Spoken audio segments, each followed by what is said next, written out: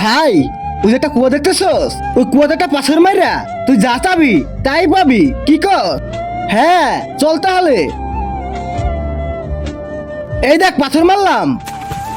এই কুয়ার জিন বাহির হও আর আমার ইচ্ছে পূর্ণ করে দাও।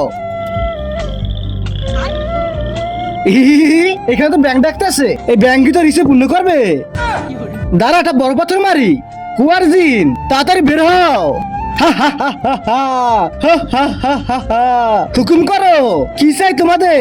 ও কিছু চায় না, ও কিছু চায় না, আমি চাই, আমি চাই, আমার রাজা বানাই দাও।